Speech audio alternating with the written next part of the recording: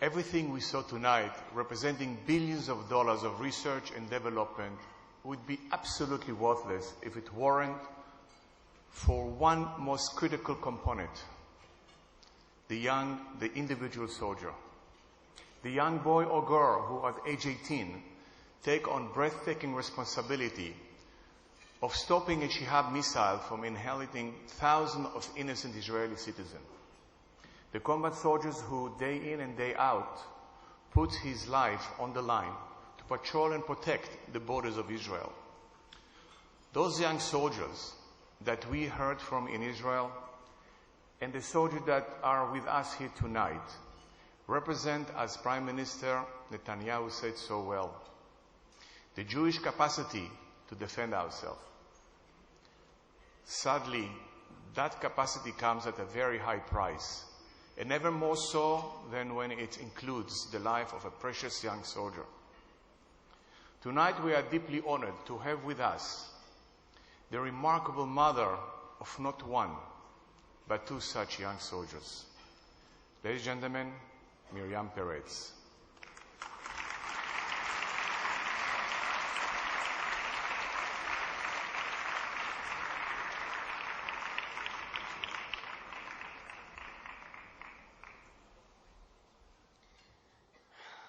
Shalom. Good evening, ladies and gentlemen. I come here tonight to share with you a personal story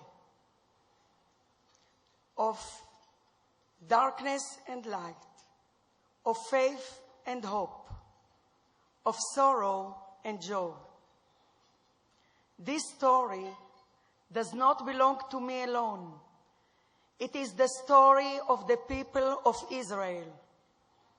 My husband, Eliezer, and I were blessed with 6 beautiful children. Our sons, Uriel, Eliraz, Avichai, and Eliasaph, all became officers in Sayeret Golani. And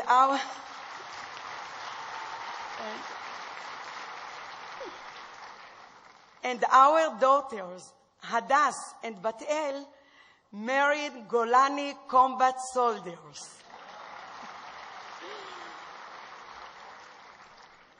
A year ago, on the eve of Passover, 3 angels knocked in my door. No, they didn't bring with them the prophet Eliyahu. Rather, they were the bearers of terrible news. My second son, Eliraz, 32 years old, and a deputy commander of Golani, Battalion 12, was killed fighting terrorists in the Gaza Strip. As soon as I saw who was outside my home, I slammed the door and I shut the blinds so that no one could enter. When they finally did come in, I grabbed their hands and begged them, "Don't say a word. Don't deliver the news. Just let me have my son for 1 more minute."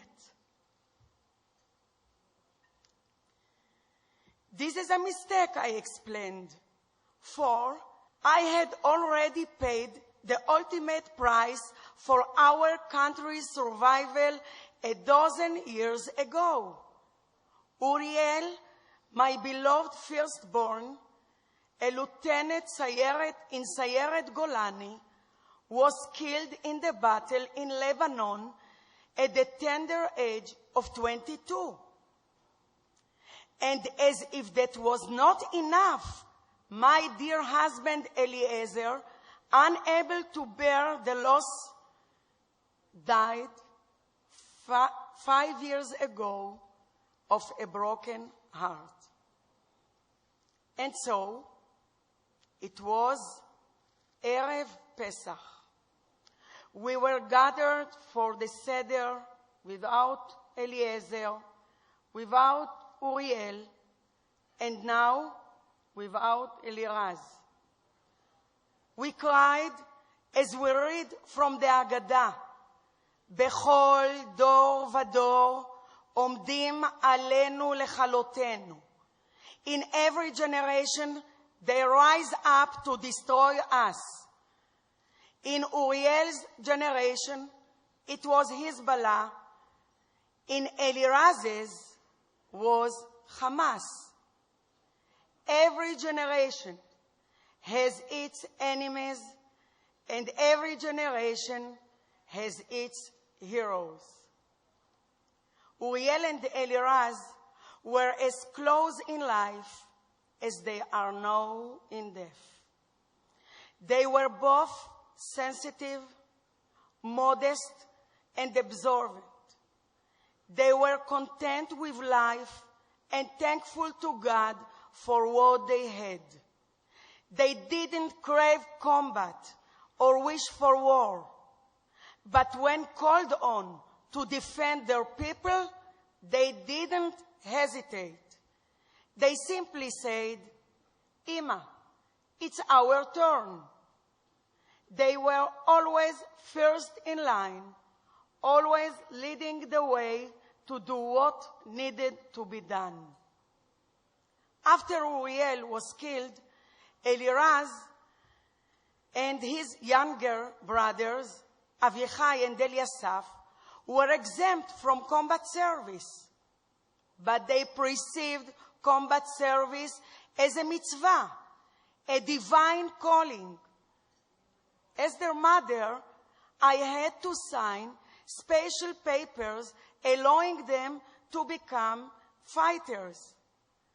I signed with fear and a trembling hand, but I was grateful for the privilege of being able to do my part to support the Jewish homeland.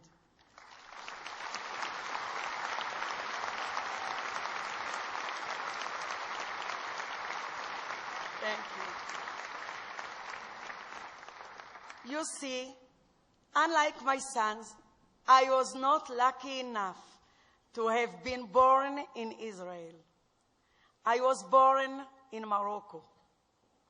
In 1964, in the dead of night, the Jewish Agency gathered us from the alleys of the Jewish ghetto and transported us to a place whose name we only dare to whisper, Eretz Israel. I remember arriving in Haifa and my father kneeling down and kissing the ground as he said the Shechianu. This scene echoed in my mind each time as I watched my son's coffin bin lowered into ground at Mount Herzl. Except now, I was the one who was kneeling and kissing the soil of Eretz Israel as it covered their bodies. It is not natural. It's not right. It's not fair for a mother to have to bury two of her sons. A mother should have to decide which son to hug first, not which grave to visit first. That of my firstborn gone so many years, or that of my younger son, whose grave is still so fresh. These are not choices a mother should be forced to make. Yet, though death has dealt me more than one painful blow, I want you to know that I do not despair. In Morocco, I had to walk with my head always bent and fair. In Eretz Israel, I stand tall proud and unafraid.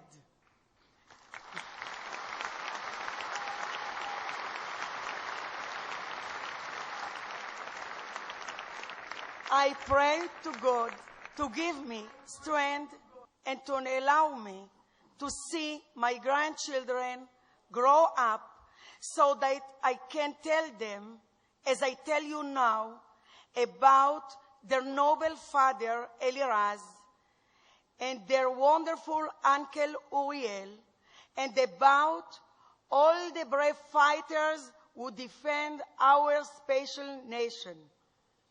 Tonight, my dear friends, I am here to tell you that no matter how hard the road ahead, our soldiers and our people do not fear the journey.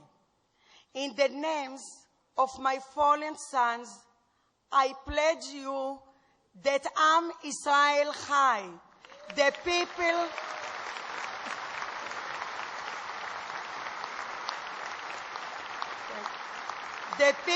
of Israel will live on. Thank you.